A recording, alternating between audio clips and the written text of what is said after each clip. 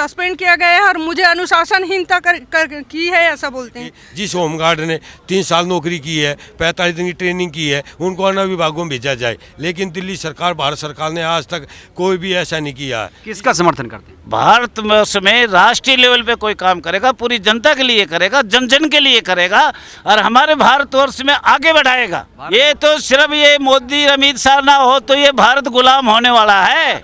और मुझे लग रहा है कि जैसे जम्मू कश्मीर की धारा साफ हुई ना, ऐसे ही संशय शब्द अंग्रेजों का और कांग्रेस का काला कानून समाप्त होने वाला है। और हम लोग कोई सुनवाई नहीं, हम चाहते हैं कि हमें 60 साल तक वापसी ली जाए। कि हमारा समान कार्य समान वेतन जो सुप्रीम कोर्ट ने किया है हमारे छत्तीसगढ़ में नहीं किया, 13,000 मिलता है, उसमें भी 200 काटते हैं। देश से बेरोजगारी महंगाई पर लगाम लगाने की कोशिश जारी है और कहा जा रहा है कि अब गरीबी खत्म हो गई है, बेरोजगारी खत्म हो गई है। लेकिन आज भी कुछ ऐसे लोग हैं जो कह रहे हैं बेरोजगारी अभी खत्म नहीं हुई है, अभी भी बहुत कुछ करना बाकी है। हमारे साथ कुछ ऐसे ही लोग मौजूद हैं जो नौकरी चाहते हैं। इनकी उम्र पे मत जाइए, इन लोगों की नौकरी चली गई है जो अब नौकरी फिर से चाहते हैं। ये लोग बहाली की मांग कर रहे हैं, ये बेरोजगार हो चुके हैं जो अब सरकार से गुहार लगा रहे हैं। हमारे साथ कुछ लोग बातचीत करने के लिए मौजूद हैं। जी, क्या नाम है आपका? मेरा नाम Suresh Kumar Kaushik, all India home guard welfare association का जनरल सेक्रेटरी। अब आपको नौकरी करनी है? नहीं, हम निकाले हुए होमगार्ड हैं, जो दिल्ली में निकाले हुए हैं वे होमगार्ड पूरे देश से आ रहे हैं। अब आसाम से भी है, महाराष्ट्र से भी है, बहुत से अन्य राज्यों से आ रहे हैं। और ये 6 लाख होमगार्ड का मामला है। ये एक दिल्ली का नहीं है। दिल्ली में 20 सालों से बहाली नहीं हुई है और पूरे देश में बहाली हो गई है। और ये दूसरे देशों जो देश है जो 1940 में होमगार्ड को बनाया गया था, 46 में इसको फिर बंद करके 47 में फिर बना दिया गया था और 67-69 में दिल्ली में बनाया गया था। और दिल्ली होमगार्ड का जो कानून था 1959 के तहत हम भर्ती किए गए थे और 1959 में भर्ती थे, 5वीं 4थी 8वीं जो भी था उस हिसाब से लिए गए थे। लेकिन उन्होंने 17 जनवरी 1984 में जो भारत सरकार ने आदेश किए थे, उसने ये आदेश किए थे जिस होमगार्ड ने 3 साल नौकरी की है, 45 दिन की ट्रेनिंग की है, उनको अन्य विभागों में भेजा जाए। लेकिन दिल्ली सरकार, भारत सरकार ने आज तक कोई भी ऐसा नहीं किया है। इस मामले में दिल्ली हाई कोर्ट ने भी आदेश किए भाई 6 मार्च 2018 को भाई इनको वापसी लिया जाए, लेकिन वो भी नहीं हुआ है क्योंकि 99 में दिल्ली हाई कोर्ट ने ये कहा गया था अब इनको पॉलिसी बना कर दोबारा लिया जाए। लेकिन 2000 में पॉलिसी बनाई, अधिकारी भी नियुक्ति कर दिए, लेकिन वो है कुछ नहीं। 2002 में पार्लियामेंट में क्वेश्चन उठाया गया और इसे होमगार्ड में भ्रष्टाचार है, लेकिन वो भ्रष्टाचार की वजह से 2003 में फिर पार्लियामेंट में क्वेश्चन उठाया गया, उसमें दिया गया भाई अन्य विभागों में भर्ती करने के लिए कार्रवाई चालू हो चुकी है। आप लोग सरकार की मजबूरी समझ नहीं रहे हैं। सरकार सेना मजबूत करे कि आप लोगों को मजबूत करे? यही वो तो सरकार ने देखना है। मजबूती है जब होमगार्ड का जो कानून है जिस हिसाब से वो हमारे अध्यक्ष जी हैं, राष्ट्रीय अध्यक्ष। क्या नाम है आपका? मेरा नाम रघुवीर सिंह है जी, ऑल इंडिया। क्या मांगे रघुवीर जी? हमारे वरिष्ठ महासचिव बता रहे हैं तो दिल्ली में तो हमारी सेम यही टू है। अब जैसे हम भर्ती करें तो इसमें IPS 1860 के तहत लोक सेवक हम बना दिए गए माननीय गृह मंत्रालय भारत सरकार को। तो उसमें काफ़ी अड़चन हमें आ रही है। लोक सेवक हम शुरू में बनाए तो आज तक भी हमें लोक सेवक, सबसे पहले तो हम ये कहते हैं कि हमने मानव अधिकार और भारत का संविधान, मानव अधिकार 4 आर्टिकल 4, 23 और 25 का उल्लंघन हो रहा है। हमारी ज़िंदगी के साथ खिलवाड़ किया जा रहा है। आर्टिकल 4 का कैसे उल्लंघन हो रहा है? 4 का ही तो उल्लंघन हो रहा है। बेरोजगारी करवा रहे हैं हमसे, मन जिया वो करवाते, मन माओ हटा देते हैं। आर्टिकल 4 तो राज्यों का संघ का मामला है। नहीं। आर्टिकल 4 क्या है? देखिए, पहले तो राज्यों का संघ है। हाँ। दूसरा आपका आता है कि आप कैसे किसी क्षेत्र को बदलेंगे, नाम बदलेंगे। 4 में हाँ तीसरे में आता है कि संशोधन करेंगे, आर्टिकल 368 लगेगा नाम बदलने में। हाँ, नाम बदलने में। तो उसमें आपकी क्या भूमिका? उस नाम में लोक सेवक बना दिए गए। हमारे ऊपर कितना एक बेकार के काम कर रहे हैं। 1914 में मेरे पास प्रमाण है सूत्रों द्वारा, अगर होमगार्ड एक पक्की संस्था थी। 1902 आप अंग्रेजों के जमाने की बात मत करिए। आजाद भारत, आधुनिक भारत तो की वहीं बात से करिए। चलेगा। आपका जन्म कहाँ हुआ, आपका दादा कौन है, आपका बाप कौन है, तो ऐसे कैसे कर उठा दूंगा मैं? ऐसे तो हमारे पंडित जी ने बहुत उठा दी। हम तो आपको ये कह रहे हैं कि हमारा जन्म कहाँ से हुआ और हमारे माँ बाप कौन थे, क्यों हुआ। अरे ये हमारा आज यहाँ इस स्टेज पे खड़ा किसने किया? हम किसने किया? कांग्रेस सरकार अंग्रेजों की सरकार, यूके किंगडम, जो पूरे हिंदुस्तान के नहीं कंट्रियों में चल रहा है। वही तो बोल रहा हूँ, देश मजबूत हो गया है, 8 साल से मोदी की नहीं। सरकार है। हाँ हाँ, तो उन्होंने अभी अगस्त में उठाया था माननीय गृह मंत्री अमित शाह जी को। हाँ 1965 मॉडल होमगार्ड का बिल, ठीक है।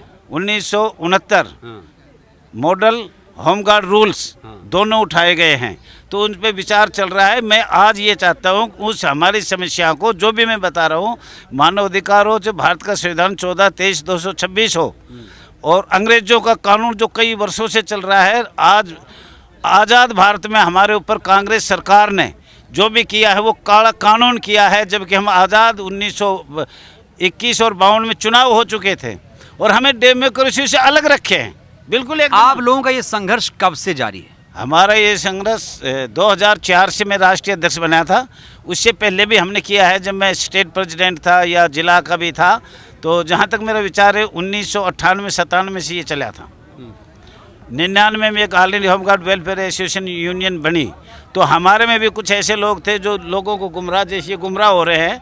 तो ये दिल्ली में जैसे चंदा लिया, खाया पिया, मौज करी, लेकिन आगे सरकार तक कोई नहीं पहुंचा। हम आज ये खोल रहे हैं इस स्टेज के माध्यम से, दिनांक 28/12/2022। ये कभी किसी को बताया ही नहीं। ये हमने अभी अभी मैंने ज्ञापन बनाया है, वो सीधा जाएगा।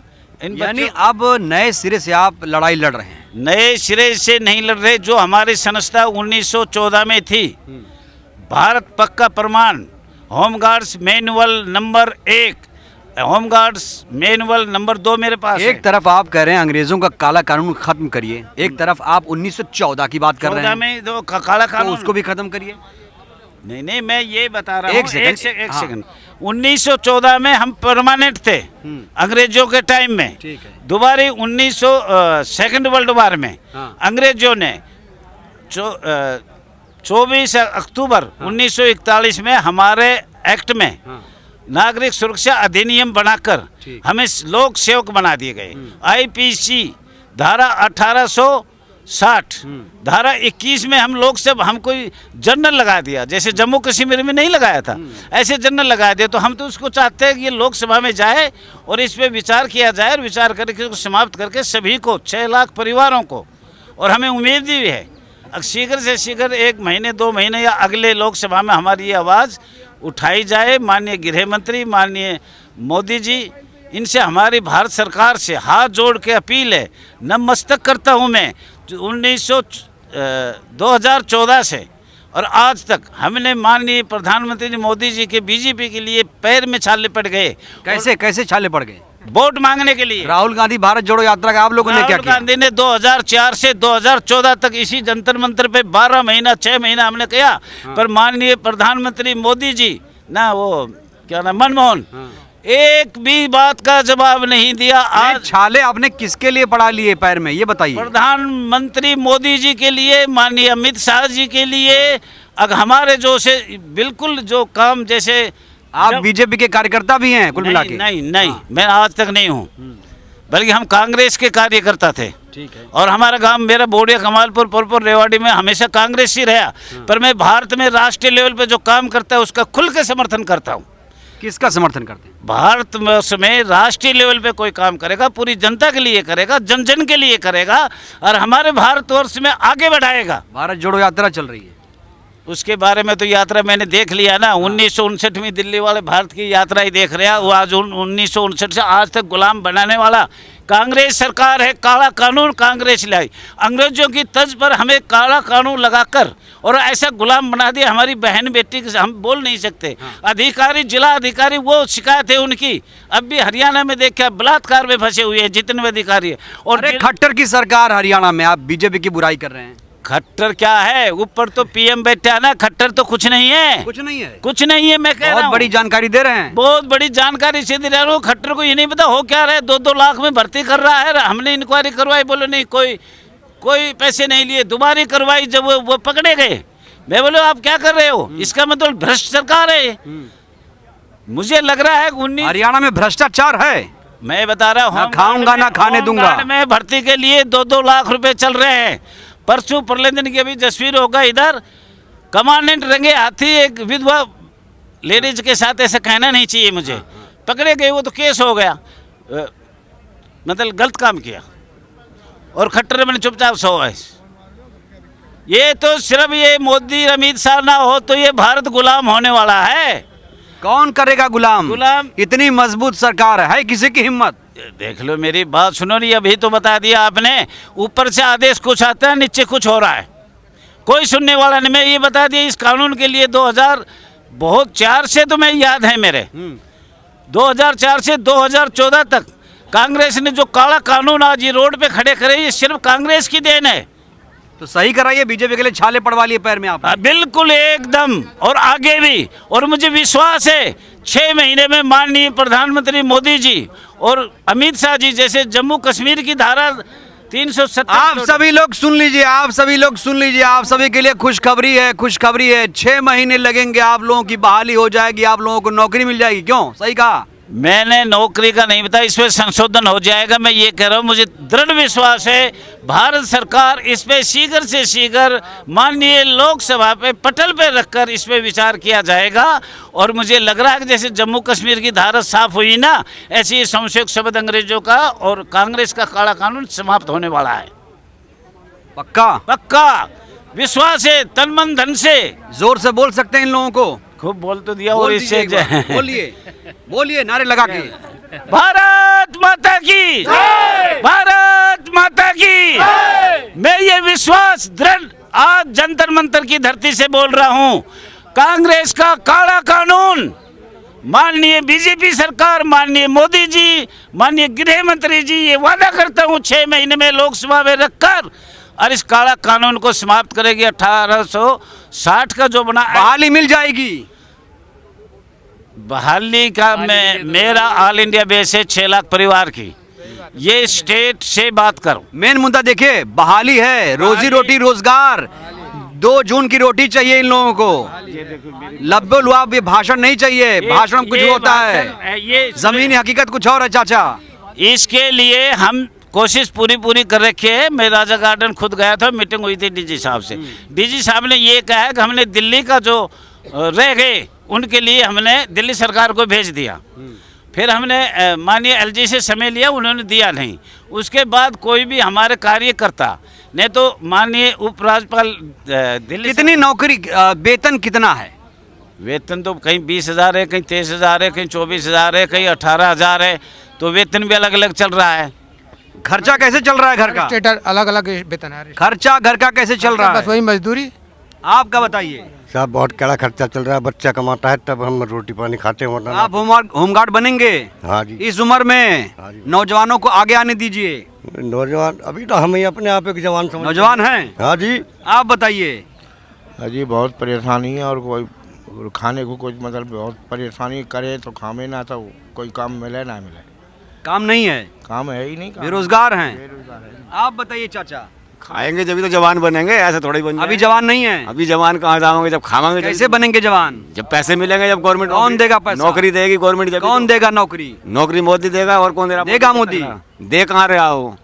अच्छा, वो तो बता रहे हैं बहुत बढ़िया काम हो रहा है। बका रहा वो तो सबको। गृह मंत्री और प्रधानमंत्री को लोग बेवकूफ बना रहे हैं। बेवकूफ तो बना ही रहा, वो सबको बना रहा है प्रधानमंत्री बेवकूफ। आप बताइए। अरे सर, हम बैठे हैं 2001 से निकाले हुए, और अभी तक हम लोग यहाँ धरना प्रदर्शन करते हैं हर महीना, और हम लोग कोई सुनवाई नहीं। हम चाहते हैं कि हमें 60 साल तक वापसी ली जाए, हम लोग वापस आ जाएं अपनी ड्यूटी, रोजगार मिल जाएगा तब हमें सब कुछ ठीक हो जाए, हमारे बच्चे भी सही है, पढ़े लिखेंगे, और नहीं तो हम लोग क्या करेंगे फिर? आप बताइए सर। हम केजरीवाल ने पहले भर्ती की थी, उसमें कुछ लोग ले लिए, कुछ लोग नहीं लिए। हम लोगों को बहाली दोबारा वापस दिया जाए चांस, पुराने होमगार्ड नई भर्ती बंद की जाए, और पुराने जो हैं जवान उनको लिया जाए। हमारी मांग ये है कि हमको रोजी रोटी दी जाए, हम लोग अपना खर्चा कहाँ से चलाएं। आप बताइए, आपको क्या समस्या है? मैं महाराष्ट्र से बोल रही हूँ। हाँ। हमारे महाराष्ट्र में ड्यूटी 1 साल में 40 दिन ड्यूटी मिली खाली। 40 ड्यूटी करेंगे, बाद में क्या करेंगे, क्या खाएंगे, क्या बच्चे को करेंगे। तो हमको ऐसा लग रहा है 365 ड्यूटी सबको मिलना चाहिए, पूरे टेस्ट को मिलना चाहिए। तो अभी आप लोग बेरोजगार हैं? 40 दिन ड्यूटी करने तो क्या पूरा साल भर खाएंगे क्या घर में बैठकर? 40 दिन की ड्यूटी में कितना 1 महीने का पगार आता है, 1 महीने के पगार में 12 महीने कैसे? कितना पगार मिलता है? 670 रुपये। बस बस दिन का, और महीने में एक बार 2 बार ड्यूटी मिलती है, ये भी महीने में एक बार इतना तो मजदूर कमा लेता है। आप लोग कहाँ होमगार्ड बनने जा रहे हैं? आप लोग ठेला पे चाट लगाइए, समोसा पकौड़ी बेचिए। नहीं, पहले तो हमने वही सोचा था, लेकिन बोले जरा अच्छी ड्यूटी, देश की सेवा करेंगे, कुछ ना कुछ तो करेंगे, इसलिए हमने महाराष्ट्र में होमगार्ड में भर्ती हो। आप बताइए, आप भी बनेंगी होमगार्ड? तो ऑलरेडी होमगार्ड थे सर, लेकिन 2 साल से सस्पेंड हैं क्योंकि हम सस्पेंड हैं आप? मतलब इनका मामला अलग, आपका अलग? नहीं नहीं, एक ही है। मैं होमगार्ड की जवान थी और इसी आवाज उठाने के कारण मुझे सस्पेंड किया गया। क्या आवाज उठाई थी आपने? कि हमारा समान कार्य समान वेतन जो सुप्रीम कोर्ट ने किया है हमारे छत्तीसगढ़ में नहीं किया। 13,000 मिलता है, उसमें भी 200 काटते हैं। बाकी जगह में तो ज़्यादा मिलते हैं, हमारे छत्तीसगढ़ में सिर्फ 13,000 मिलता है, वो भी किसी कारण से 200 को काट दिया जाता है। भूपेश सरकार कह रही सब खुशहाल हैं। अरे क्या खुशहाल है, होमगार्ड से जाकर पूछे, वो पता चल जाएगा कौन खुशहाल है। और जब भी हम भूपेश सरकार के पास भी कई बार गए हैं, लेकिन सुनवाई अभी तक नहीं हुई है हमारे छत्तीसगढ़ में। और इसी आवाज़ उठाने के कारण से मुझे सस्पेंड किया गया है और मुझे अनुशासनहीनता की है, ऐसा बोलते हैं। जबकि जब ये गठन हुआ है, होमगार्ड का जब गठन हुआ तो कहा गया है कि अधिकारी भी वॉलंटियर रहेंगे और जवान भी वॉलंटियर रहेंगे। जब अधिकारी लोग वॉलंटियर से रेगुलर हो गए तो जवान को ऐसे ही छोड़ दिए, तो अनुशासनहीनता नहीं था। बहुत बड़ा सवाल है ये, बहुत बड़ा सवाल है। सोचिए, बेरोजगारी इसे कहते हैं जिसका घर नहीं चल पा रहा है, 2 जून की रोटी इकट्ठा नहीं कर पा रहा है। आप सोचिए, ये स्थिति है देश की। आपकी क्या समस्या है? मैं 40 साल होमगार्ड में पास किया, पिछले 40 साल। अभी बताइए क्या स्थिति? अभी 18 में हमको हटा दिया गया। अभी भी आप जवान हैं? बूढ़ा हो गया तो। मुझे तो आपकी एकदम नथुलाल जैसी। उनके रिकॉर्ड से तो बूढ़ा हो रहा हूँ। ओके। मगर जब होमगार्ड में 52 साल की भर्ती है, आदमी 52 साल की भर्ती में हो रहा है और 60 साल में 58 साल में उसको हटाए, तो किस लिए भर्ती कर रहे हैं? तो मोदी सरकार से क्या उम्मीद है? मोदी सरकार कोई उम्मीद नहीं है। वो तो बता रहे हैं अभी 6 महीने लगेगा, उसके बाद सब सही हो जाएगा। क्या हो जाएगा? अध्यक्ष जी बता रहे थे। क्या हो जाएगा मुझे बताइए? 6 महीने, जून में आप सब खुशहाल हो जाएंगे, सारे रेगुलर हो जाएंगे क्या? ऐसा कुछ नहीं, ऐसा बोला उन्होंने। है गारंटी इस बात की? बोला उन्होंने, गारंटी तो बोला नहीं। आप गारंटी दे रहे हैं तो बात कीजिए। तो आपको उम्मीद नहीं है मोदी सरकार से? मोदी सरकार अच्छा काम नहीं कर रही है? नहीं कर रही है। क्या करना चाहिए? बहुत कुछ है करने के लिए। क्या बताना, कितनी गिनती करेंगे? एक आध गिनती हो तो गिनाया जाए। जैसे बता दिए तो। जैसे क्या सीनियर सिटीजन के लिए क्या कर रहे हैं? अगर मान लिया कि उन्होंने हटा दिया, रिटायरमेंट के बाद क्या देती है होमगार्ड? होमगार्ड वेलफेयर फंड का अरबों रुपया है, वो कहाँ गया? हर डिस्ट्रिक्ट के अंदर अरबों रुपया है, केवल एक इंडिविजुअल डिस्ट्रिक्ट में नहीं।